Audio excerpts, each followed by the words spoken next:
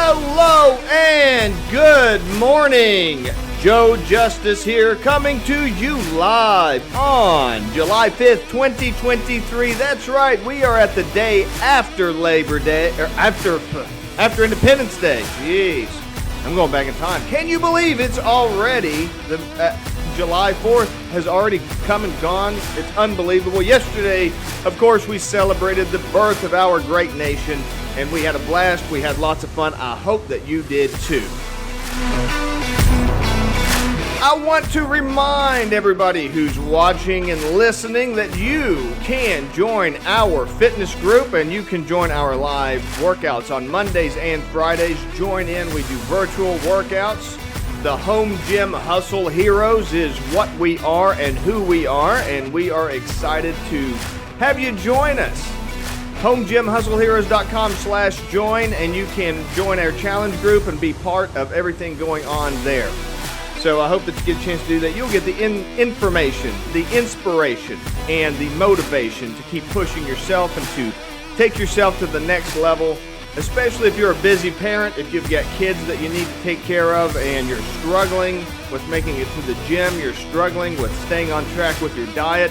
Let me just tell you, the Home Gym Hustle Hero group will help you out and give you that extra little push at the start of your week and bookend it at the end of your week, and I hope that you join us and be part of all that. Really excited to bring that to you. So today I wanted to continue a little bit on what we talked about earlier this week on sleep patterns and how important sleep patterns are. Today, I want to talk to you about your sleep environment.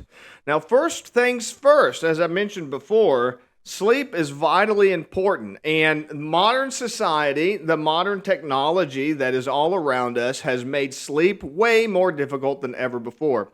And your kids are almost certainly adopting very unhealthy practices when it comes to going to sleep. Stuff that wasn't even around when we were kids. So when we were kids, yes, we did have lights so we could stay up late. We did have televisions so we could stay up late and watch TV and fall asleep. And I do hear from people quite a bit where they say, you mentioned something like you shouldn't watch TV or anything like that, and they say something along the lines of, well, I need that to fall asleep, or that's how I fall asleep. I fall asleep watching TV. And what that is just it's a bad habit that you've developed. I hate to tell you. I understand what you're saying. I understand that that's what you've become used to. But what you really need to do is instill good habits to proper sleep, and more importantly, you need to make sure you instill those habits into your kids so that they won't end up growing up with those negative habits. So let's talk about that for just a little bit. Let's talk about the environment and what you need for proper sleep and good sleep. First and foremost, understand what you are, who you are, where you are. You are a human being. You are in the 21st century. Everything has changed except for your basic fundamental physiology, okay? We still have the same bodies that we had 100 years ago, 1,000 years ago, 10,000 years ago, but our environment has changed dramatically. Now, once upon a time, when nighttime came, you went to bed. You fell asleep. Humans are not nocturnal animals. All of that changed about 100 years ago when Edison invented the light bulb. Now, all of a sudden, we can stay up very late. And yes, there were candles before, and there were fires before. That's true. But those were very limiting, okay? You couldn't stay up all night by candlelight. First of all, it was very expensive. But second of all, it didn't produce enough light for you to do really effective work. Nowadays, we're flooded with light all the time. There's so much light that it creates light pollution. If you can just stop and think about that for a second, that we have so much light that it actually affects the sky. So think about that and, really let that sink in. So what do you need for proper sleep? What do you need in your environment for proper sleep? Basically, you need your environment to be cool, quiet, and dark. Those are the main things that you need. First of all, darkness. So your skin is your largest organ, and your skin actually is affected by light, believe it or not. But they say it's not just your eyes. You think that it's just your eyes, but your skin is very much affected by light. One of the best ways to wake up in the morning is actually to go outside and get the sun rays that come in from the morning sun as it's rising, because that coats your skin and that rejuvenates you and it wakes you up. It creates all kinds of hormones and chemicals in your body that helps you wake up.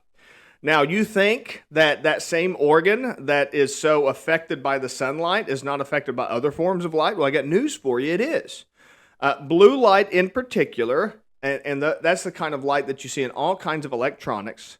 And you also see it in green, in red light, in green lights and yellow lights too. But primarily, it's blue lights. It's blue light energy, as opposed to red light energy.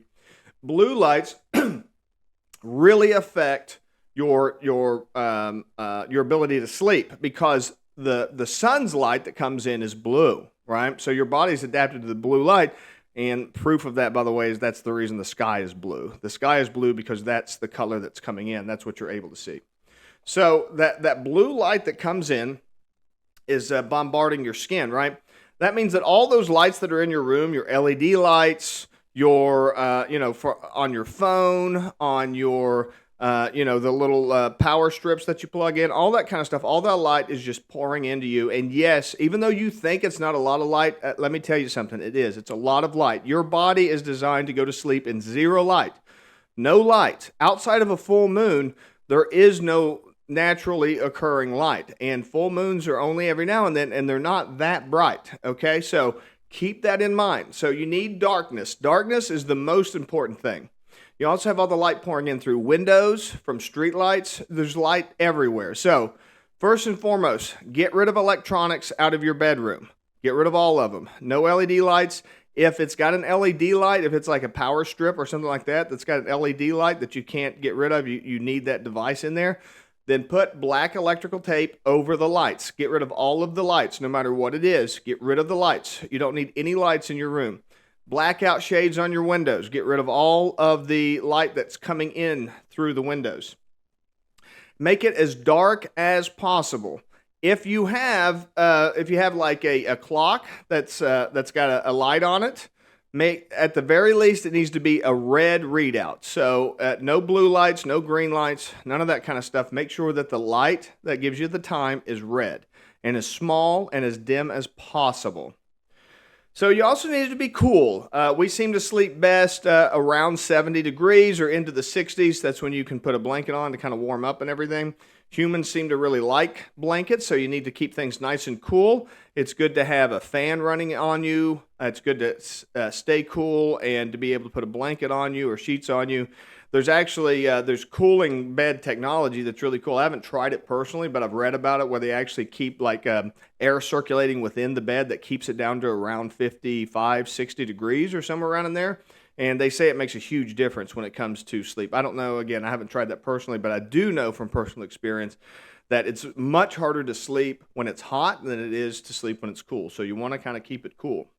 You also want to keep it quiet. Quietness is a very big deal. It's not as intense as light, but noise does cause a lot of disruptions to sleep. So you want to make sure that you limit the noise as much as possible. Now, a lot of people live in city environments and places like that, and they can't escape all of the noises from traffic and those types of things. So my recommendation on that is to get a white noise machine. You can get those online on Amazon, and you just put them up, and they're great. They'll generate some white noise for you, and you don't have to worry about them anymore. So really highly recommend that. At least at the very least, that'll block out all the random noises that come in. And then you want to be comfortable. You want to be consistent. And another thing to keep in mind when it comes to your environment, believe it or not, is you want it to be decluttered. You don't want all of the anxiety that's caused by, having a mess around you. Your brain looks for patterns, and it looks to organize things. It's a natural part of the way the human brain works. So it kind of naturally organizes things. And when you step into your sleep environment and there's, clothes on the floor and, everything's kind of in a mess and the bed's not made and there's, blankets everywhere, that type of environment, your body recognizes that as clutter, and, it creates a lot of anxiety. So all of this stuff applies to your kids as well. Help them to build these habits. Help them to have a dark room. Night lights, I understand. My kids both have night lights, but they're the very small lights. that have the very just a little bit of light so that they can see a little bit, so they're not scared of the monster under the bed. So they used to have that. They don't do that anymore. It doesn't seem to affect them that much because those lights are very small and they're in the more of the reddish spectrum. It's really a yellow spectrum or a soft white spectrum. But they're very, very low power, so they're not that bad. Make sure that their room is decluttered. All that clutter can definitely affect them, believe me. Make sure it's cool and it's quiet and it's dark. So as much as possible, encourage those good habits, and they will sleep better, they will sleep happier, and it'll be your life will be a lot better too. So focus on your sleep. Remember to focus on your sleep. Remember to make the environment conducive to good sleep, and keep on moving forward on bettering yourself day in and day out. I want to thank you so much for listening today. Hope that you have a wonderful 5th of July. And if you want a little bit of help, a little inspiration, motivation, and information, be sure to check out homegymhustleheroes.com/join. Join our challenge group, and I hope to see you there. Until Friday, bye-bye for now.